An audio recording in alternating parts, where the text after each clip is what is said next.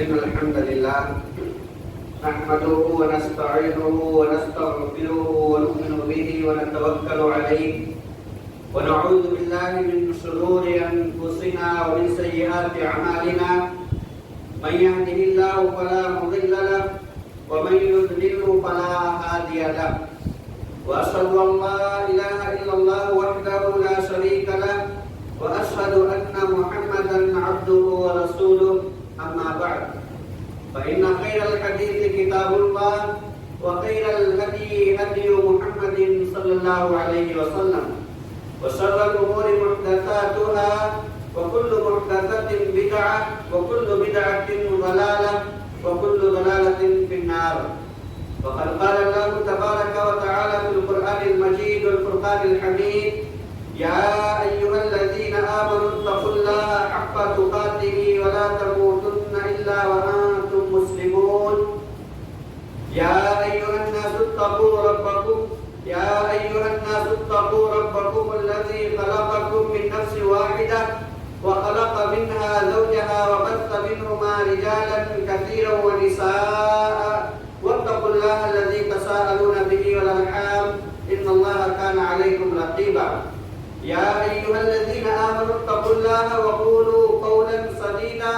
يصلح لكم أعمالكم ويغفر لكم ذنوبكم ومن يطع الله ورسوله فقد فاز فوزا عظيما. وقال تعالى في موضع آخر: يا أيها الذين آمنوا اتقوا الله وذروا ما بقي من الربا إن كنتم مؤمنين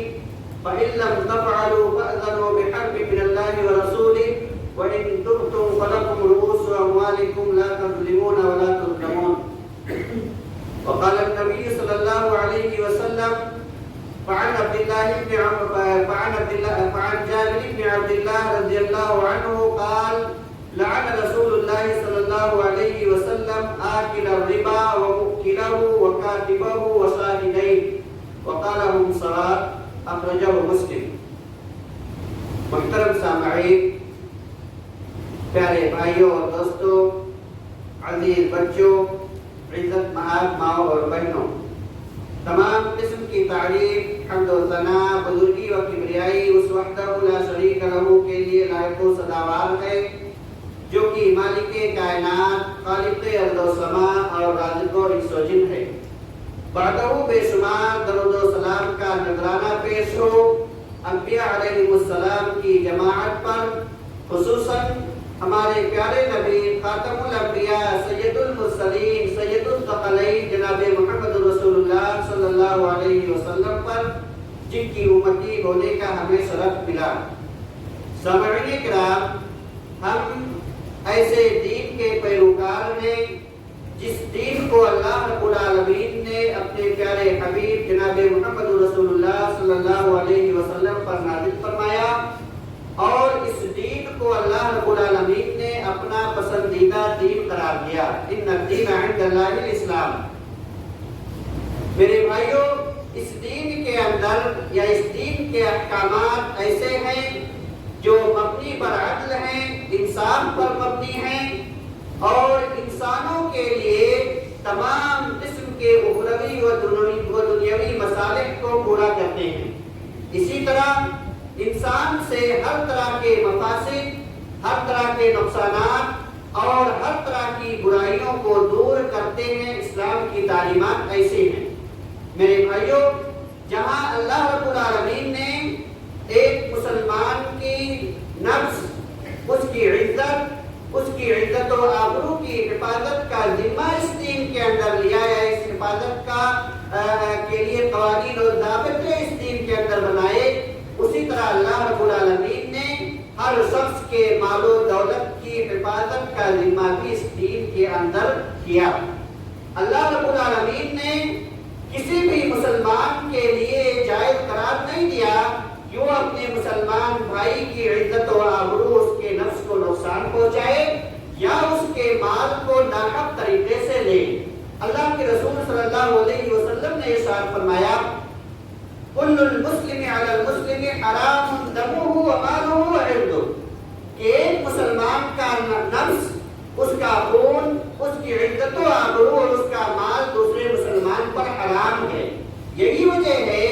کہ قیامت کے دن جب بندہ اللہ رب العالمین کے سامنے پیش ہوگا تو وہ چند سوال جس کا جواب دیے بغیر انسان کا قدم اپنے جگہ سے نہیں مل سکے گا، انہی سوالوں میں سے ایک سوال انسان کے مال کے بھی تعلق سے ہوگا۔ اللہ رب العالمین اس کے مال کے تعلق سے پوچھیں گے، جیسا کہ حدیث کے اندر ہے وَعَنْ مَالِهِ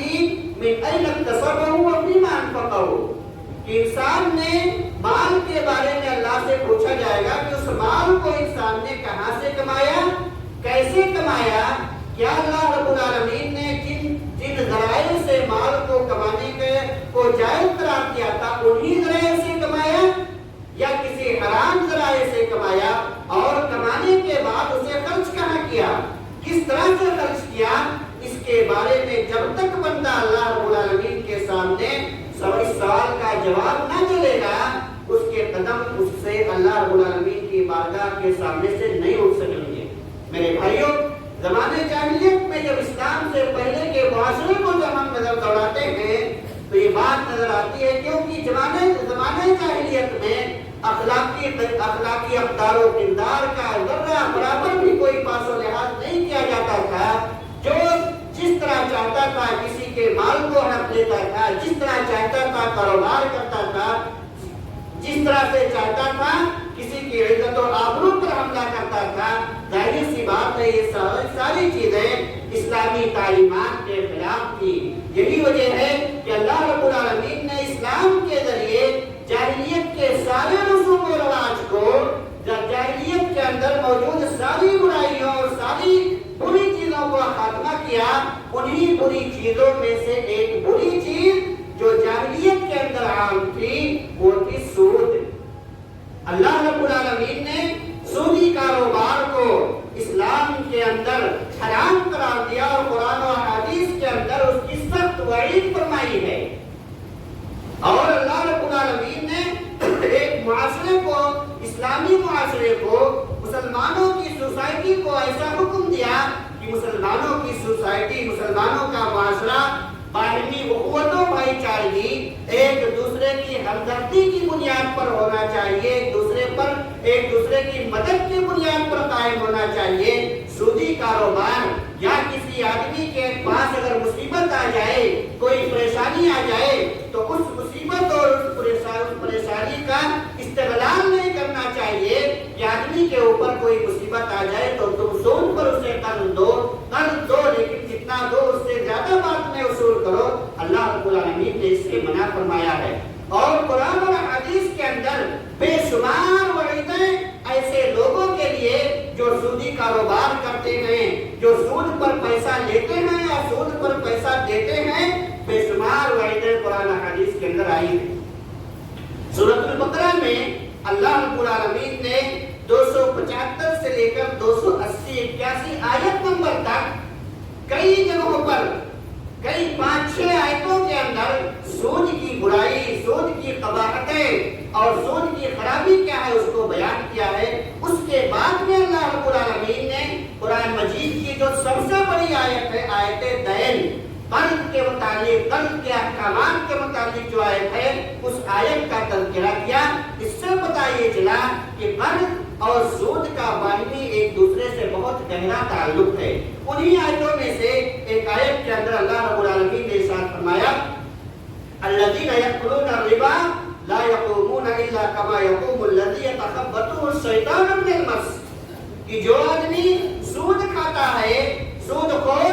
اللہ رب العالمین کی بارگاہ میں یا میدان محشر میں جب وہ اپنی قبر سے اٹھے گا تو ایسے ہی اٹھے گا، اس آدمی کی طرح ہوگا جیسے کہ کسی آدمی کو شیطان نے چھو کر مجنون بنا دیا ہو، خبط الحواس کر دیا ہو، اس کا دماغ اور اس کا ذہن کام نہ کر رہا ہو، اس آدمی کی طرح مجنون اور پاگل بن کے اپنی قبر سے اٹھے گا اور قیامت کے دن اسی طرح رہے گا۔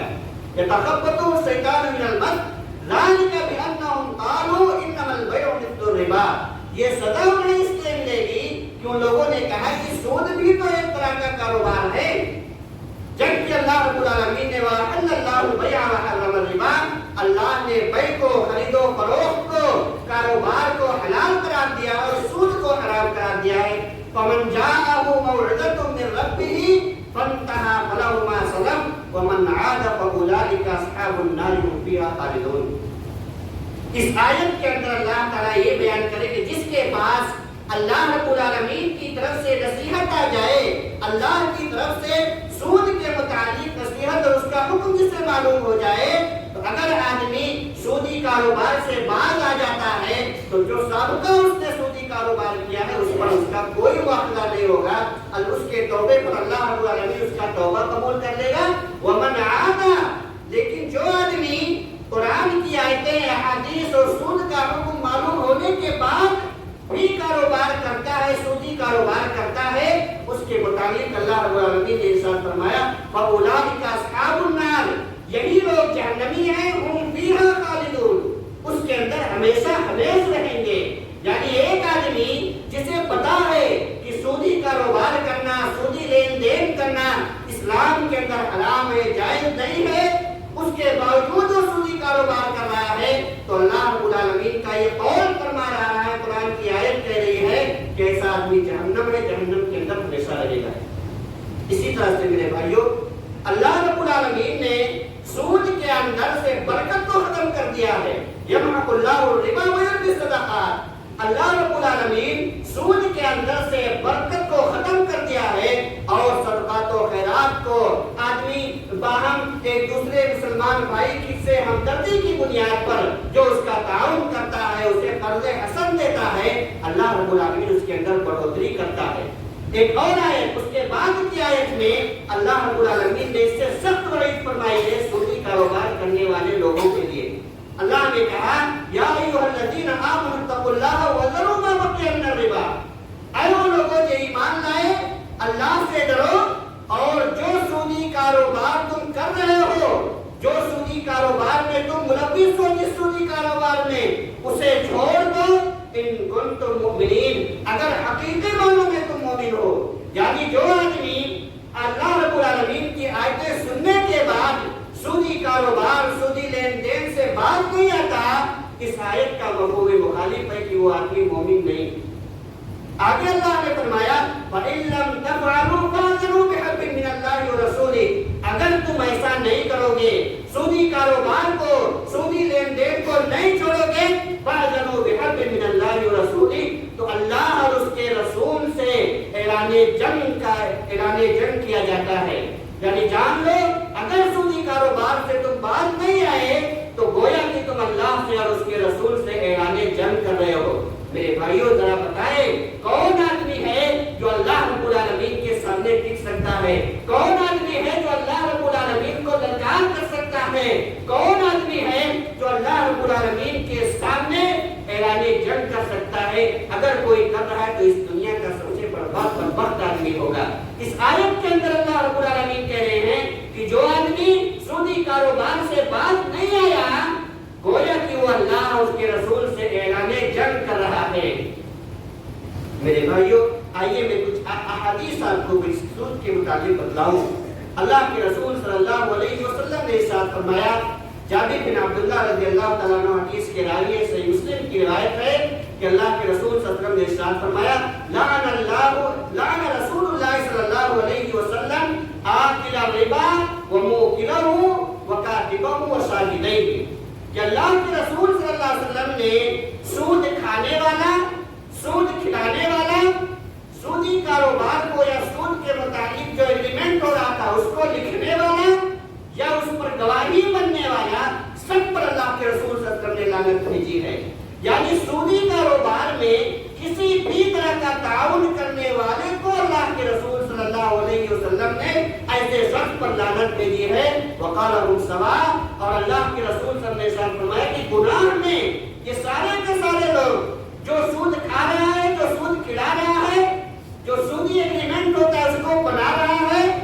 یا گواہی بن رہا ہے، وٹنس کے طور پر پیش ہو رہا ہے، گناہ میں سارے کے سارے برابر ہیں.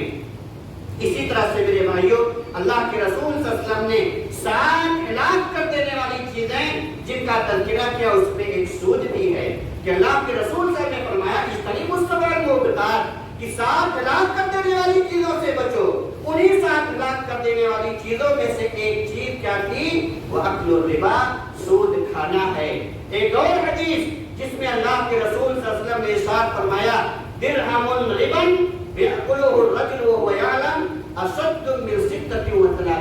دنیا۔ میرے بھائیوں بڑی سخت وعید ہے۔ اللہ کے رسول صلی اللہ علیہ وسلم ارشاد فرما رہے ہیں کہ سود کا ایک درہم،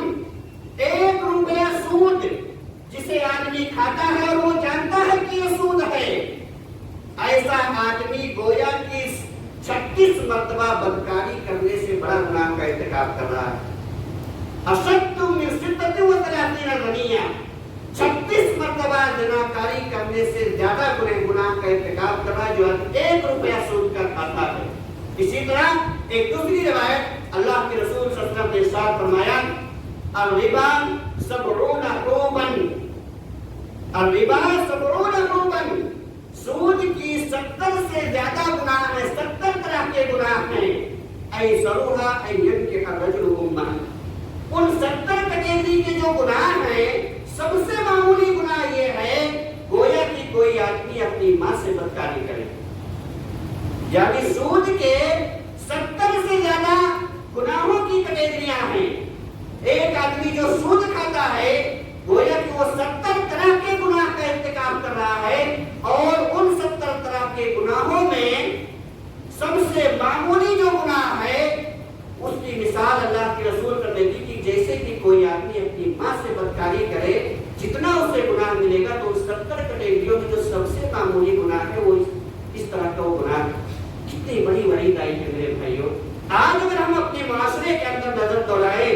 اپنے معاشرے کے اندر دیکھیں تو آج پورا کا پورا معاشرہ سودی کاروبار میں ڈوبا ہوا ہے۔ متعدد طرح کے سودی کاروبار ہمارے درمیان ہو رہے ہیں اور ہم رنگوں کے ساتھ اس میں پیسہ لگا رہے ہیں، انویسٹ کر رہے ہیں اور اس کاروبار کو کر رہے ہیں۔ آئیے میں مختصراً چند چیزیں سودی کاروبار کے متعلق آپ کو ذکر کروں کہ جو آج کل رائج ہیں۔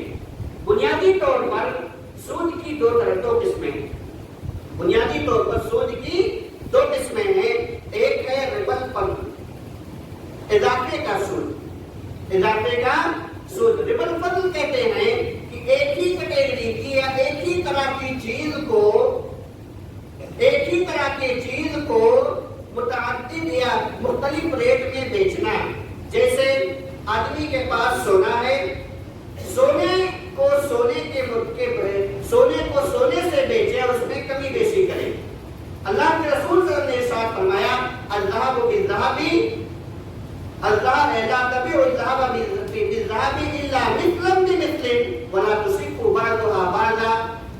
ولا تبيع الفضة بالفضة الا مثلا بمثل ولا تصف بعضها بعضا، کہ جب تم سونے کو سونے سے بدلو بیچو تو برابر برابر ہونا چاہیے اور ایک ہی مجلس میں ہونا چاہیے، کیش میں ہونا چاہیے، ادھار میں نہیں ہونا چاہیے۔ سود کی جو قسمیں ہیں اس کے متعلق بڑی تفصیل ہے، اس تفصیل میں نہ جا کے آج جو موجودہ دور میں ربا الفضل کی جو صورتیں رائج ہیں اس کی جانب میں تھوڑی سی رہنمائی کر دوں۔ پہلی چیز عام طور پر ربا الفضل کی جو صورتیں ہمارے درمیان رائج ہیں وہ زیورات کے متعلق ہے کہ جب ہم کوئی پرانا زیور اگر بیچنے سنار کے یہاں جاتے ہیں، مثال کے طور پر 1 تولہ سونا ہے، 1 تولہ پرانا سونا ہے، پرانے سونے کا زیور ہے، آپ اس کے عوض میں 1 تولہ اور زیور لیتے ہیں، آپ 1 تولہ سونا بھی دے رہے ہیں، اس کے بعد آپ کو کچھ پیسہ اور دینا پڑتا ہے۔ میرے بھائیوں یہ قطعاً جائز نہیں ہے۔ اگر آپ سونے کا ایکسچینج کر رہے ہیں، سونے کا زیور دے کر کے سونے کو لے رہے ہیں تو وزن میں برابر ہونا چاہیے، آپ کو ایکسٹرا پیسہ نہیں دینا چاہیے، یہ شریعت کا حکم ہے۔ اور اسی مجلس کے اندر ادھار جائز نہیں ہے، سونا دو اور سونا لے لو۔ یہ آج کل رائج ہے کہ آپ گئے، سناب نے بتایا کہ آپ کا 1 تولہ سونے کی قیمت ہوئی 40,000، آپ نے کہا کہ مجھے ایک دوسرا نیا سونا دو، نیا سونے کا زیور دو، وہ کہا کہ یہ بھی 1 تولہ ہے لیکن آپ کو 5,000 اور ایکسٹرا دینا پڑے گا، وہ میکنگ چارج کے نام پہ اور متعدد چارج کے نام پہ لیتے ہیں۔ میرے بھائیوں یہ جائز نہیں۔ اس کی جائز صورت یہ ہے کہ آپ کے پاس اگر پرانا زیور ہے، آپ سنار کے یہاں جائیں، اس زیور کو بیچ کر کے پیسہ لے لیں، اس زیور کو بیچ کر کے پیسہ لے لیں، اس کے بعد جب یہ بیع ختم ہو جائے تو پھر آپ دوسرا سودا کریں، جو زیور آپ کو لینا ہو اس کو بدل کروائیں، اب چاہے آپ اسی پیسے کا دیں یا اس کے اندر مزید پیسے کا اضافہ کر کے اسے خرید لیں۔ ایک چیز اور، آپ جب نیا زیور خریدنے جاتے ہیں تو سنار آپ کو کہتا ہے کہ 40%، آپ نے کوئی زیور پسند کیا کہ مجھے یہ زیور چاہیے، آپ کو کہتا ہے کہ آپ 40% یا 30% قیمت ایڈوانس دے دو۔ یہ قطعاً جائز نہیں ہے۔ سونے کی خرید و فروخت کیش ہونا چاہیے، اسی مجلس میں ہونا چاہیے، ایڈوانس میں رقم دینا یا بعد میں ادھار کر دینا یہ جائز ہی نہیں ہے۔ شریعت نے اسے سختی کے ساتھ منع کیا ہے۔ اللہ کے رسول صلی اللہ علیہ وسلم نے ارشاد فرمایا لا تبیعوا الذهب بالذهب الا مثلا بمثل یدا بید۔ آگے آپ نے فرمایا، اسی طرح ایک دوسری حدیث میں اللہ کے رسول نے 6 چیزوں کا تذکرہ کیا، سونے کا، چاندی کا، گیہوں کا، کھجور کا، جو کا، اسی طرح سے نمک کا، اور آپ نے کہا کہ اگر اس کے اصناف مختلف ہو جائیں تو جس طرح چاہو بیچو، لیکن وہ کیا ہونا چاہیے، قیمت اس کی اسی وقت سودا پورا ہو جانا چاہیے، ادھار اس کے اندر جائز نہیں ہے۔ اس کی شریعت کی بہت ساری حکمتیں، ان حکمتوں کی طرف پہ نہیں جانا چاہتا۔ اور ایک صورت اور جو ربا الفضل کی ہے وہ یہ کہ مثال کے طور پر ہم تہوار کے موقع پر یا شادی بیاہ کے موقع پر تازہ نوٹ لینے کے لیے 1000 کا نوٹ آپ نے لیا اور 1050 روپیہ یا 100 روپیہ آپ ایکسٹرا دیتے، یہ جائز نہیں ہے، یہ جائز نہیں ہے۔ اسی طرح آپ کے پاس بٹی ہوئی کرنسی ہے، بٹا ہوا نوٹ ہے، آپ پرائیویٹ جگہوں پہ جاؤ گے اس کو ایکسچینج کرتے ہیں، آپ 1000 دو گے تو آپ کو 800 900 دے گا، 100 روپیہ کم دے گا، یہ جائز نہیں ہے۔ آپ کے پاس اگر بٹا ہوا نوٹ ہے، آپ بینک میں چینج کریں، 1000 دے کے ہی 1000 لیں، یہ چیز شریعت کے اندر منع، کیونکہ یہ ساری چیزیں سود تک لے جانے کا ذریعہ ہے۔ اس لیے جو بھی چیزیں سود کو کھانے کا یا سود تک لے جانے کا ذریعہ بنے، شریعت نے اسے سختی کے ساتھ منع کر دیا ہے۔ دوسری جو سود کی قسم ہے جو عام طور پر ہمارے درمیان رائج ہے، اسے کہتے ہیں ربا النسیہ، ادھار کا قرض، ادھار کا سود۔ آدمی سودی کاروبار کرے، بینک سے آپ لون لیں، بینک سے آپ لون لیں، کسی آدمی سے لون لیں کہ آپ نے 6 مہینے کے لیے 1 لاکھ روپے لیا، 6 مہینے کے بعد 1,10,000 دیں گے، 1,05,000 دیں گے، یہ قطعاً جائز نہیں ہے۔ اور موجودہ صورتوں میں ہمارے کاروبار کے درمیان جو اہم چیز رائج ہے اس کے متعلق کہ عام طور پر ہمارے درمیان تقریباً سبھی لوگ اس میں ملوث ہیں، وہ ہے انسٹالمنٹ پہ سامان لینا، قسط پہ سامان لینا۔ میرے بھائیوں، قسط پہ سامان لینا ہمارے ہندوستان میں قسط کے ذریعے جو سامان لیا جاتا ہے اس میں بینک ملوث ہوتا ہے، بینک کے واسطے سے ہوتا ہے، اور جب بینک کے واسطے سے ہوتا ہے تو اس میں ایک شرط لگتی ہے کہ اگر آپ وقت پر قسط نہیں جمع کر پائیں گے تو آپ کو اتنا % ایکسٹرا چارج دینا ہوگا، اور یہی سود ہے، یہی سود ہے۔ اسی طرح سے ہیوی ڈپوزٹ بھی ہمارے درمیان عام ہے۔ بہت سارے ہمارے دیندار مسلمان بھائی، دیندار طبقہ، وہ کہتے ہیں سود کہاں ہے، اس میں تو ایگریمنٹ ہوتا ہے، کرائے کا ایگریمنٹ ہوتا ہے۔ میرے بھائیوں، کرائے کا ایگریمنٹ نہیں ہوتا، وہ سود ہے۔ ایک شریعت کا میں قاعدہ بتا دوں، فقہ کا ایک قاعدہ بتا دوں کہ ایک قاعدہ فقہ کا یہ ہے، کل قرض جر نفعا فهو ربا۔ ہر وہ قرض جو فائدہ لے کر آئے، جو آپ کو بینیفٹ دے، جو بھی قرض آپ نے کسی کو پیسہ دیا ادھار، اس کے بدلے میں آپ فائدہ حاصل کر رہے ہیں، یہ سود ہے۔ یہ کیا ہے؟ سود ہے۔ ہر وہ قرض جو فائدہ لے کر کے آئے وہ سود ہے، اور سود کی قباحتیں آپ نے سماعت فرمائی، کتنی زیادہ قباحت ہے کہ اللہ رب العالمین سے دعا ہے کہ بار الہ ہم سب کو ان سودی کاروبار کرنے سے بچائے۔ اس کے اندر ایک شبہ لوگ اور پیش کرتے ہیں کہ بھائی اس میں کرایہ تو ہوتا ہے، وہ کرایہ ہے مثال کے طور پر، یہ جو ہیوی ڈپوزٹ ہے، کہتے ہیں کہ 1000 2000 500 کرایہ ہوتا ہے، ہم نے عقد کیا ہے، ہم دونوں راضی ہیں اس سے کہ آپ 5 لاکھ مجھے دو اور 1 مہینہ کرایہ دینا، میرے فلیٹ میں رہو، میرے فلیٹ میں آپ رہو، میرے دکان میں آپ کاروبار کرو۔ اس کی مثال یہی ہے کہ کوئی آدمی شراب کو لے کر آئے، اس کے اسٹیکر کو نکالے، اس پہ زمزم کا پانی کا لیول لگا دے اور کہے کہ یہ زمزم میں جائز، یہی مثال ہوئی۔ یا مثال کے طور پر شراب لے کر آئے، اس کے اندر 100 گرام پانی ملا دے، 50 گرام زمزم کا پانی ملا دے اور کہے کہ یہ سود نہیں ہے، یہ شراب نہیں ہے، یہ تو پانی ہے، یہ تو زمزم ہے۔ میرے بھائیو یہی مثال سیم آپ جو ہیوی ڈپوزٹ آج کل جو ہے یہی مثال سیم اس پر بھی ڈالتی ہے۔ ایک آدمی کے پاس پلیٹ تھا، دکان تھا، اسے پیسے کی ضرورت تھی۔ آپ کے پاس پیسہ ہے، اس دکان کا کرایہ 10,000 روپیہ مہینہ ہے، اس دکان کا کرایہ 10,000 روپیہ مہینہ ہے۔ آپ اسے 5 لاکھ ڈپوزٹ کے نام پہ دیتے ہیں، وہ کرایہ آپ سے 1,000 لیتا ہے۔ 9,000 جو آپ کو مہینے کا فائدہ مل رہا ہے کس بیس پہ؟ آپ نے جو پیسہ کیا اسی بیس پہ نا، آپ نے جو اسے پیسہ کیا اسی بیس پہ تو مل رہا ہے نا آپ کو 9,000 جو مہینے کا فائدہ مل رہا ہے۔ یا اس آدمی کی جو 10,000 مہینے کی آمدنی تھی، 10,000 مہینے کی آمدنی تھی،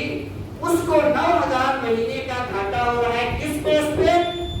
اس سے اس بیس پہ کہ آپ نے جو اس سے 5 لاکھ آپ سے جو 5 لاکھ روپیہ لیا ہے۔ تو میرے بھائیوں ہیوی ڈپوزٹ، ٹیسٹ، اسی طرح سے فکسڈ ڈپوزٹ، یہ ساری کی ساری سود کی قسمیں ہیں، آپ اس سے اجتناب کریں۔ اسی طرح سود کی ایک قسم اور جو گاؤں وغیرہ میں عام طور پر رائج ہے، اس کی جانب بھی میں رہنمائی کر دوں، وہ ہے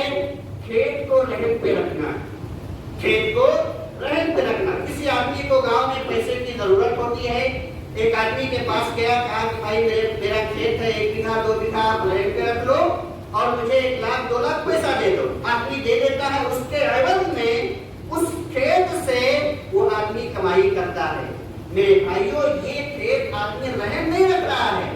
بلکہ اس کھیت سے فائدہ کے عوض میں اس سے پیسہ لے رہا ہے، اس کھیت سے فائدہ کے عوض میں اس سے پیسہ لے رہا ہے، اور اس آدمی کو اپنے قرض کے بنیاد پر ماہانہ یا سال کی کچھ آمدنی ہو رہی ہے جو کہ عین سود ہے۔ اس میں یہ رہن وغیرہ کا نام دیا جاتا ہے، یہ رہن نہیں ہے بلکہ یہ سود ہے، کیونکہ شریعت کا ایک اصول ہے کل قرض، ہر وہ قرض جو نفع لے کر آئے، فائدہ لے کر آئے، وہ سود ہے۔ لہذا میرے بھائیوں ابھی چند منٹ پہلے آپ نے جو قرآن کی آیات سے، احادیث رسول صلی اللہ علیہ وسلم سے سود کا جو گناہ ہے، سود کی جو قباحتیں ہیں، اس کو سماعت فرمایا۔ لہذا آپ ان سے اجتناب کریں۔ کوئی بھی کاروبار، کوئی بھی لین دین کرنے سے پہلے دیکھیں کہ کہیں اس میں سود تو نہیں شامل، کہیں اس میں سود کی کوئی رقم تو نہیں شامل ہو رہی ہے، تاکہ آپ قرآن اور حدیث کے اندر جو اتنی زیادہ سود کے متعلق وعیدیں آئی ہیں اس سے بچے رہیں۔ اللہ رب العالمین سے دعا ہے کہ بار الہ ہمیں شریعت کے مطابق کاروبار کرنے کی توفیق عطا فرما۔ یا اللہ تو ہمیں سودی کاروبار، سودی لین دین سے بچا۔ یا اللہ ہمیں جو لوگ اس قبیح فعل میں ملوث ہیں، یا اللہ تو انہیں ہدایت دے اور انہیں توفیق دے کہ اس کام سے باز آ جائے، آمین۔ یا اللہ ہمیں جو لوگ بیمار ہیں انہیں شفا عاجلہ اور کاملہ عطا فرما۔ یا رب العالمین ہمیں جو لوگ قرضدار ہیں ان کی قرض کی ادائیگی کے اسباب مہیا کر۔ یا اللہ ہمیں جب تک اس دنیا میں زندہ رکھ، ایمان پر رکھ، اور جب ہمارا خاتمہ ہو تو ہماری زبان پر کلمہ توحید لا الہ الا اللہ جاری ہو، آمین۔ وآخر دعوانا الحمد للہ رب العالمین، وصلی اللہ تعالی علی نبینا محمد وعلی آلہ وصحبہ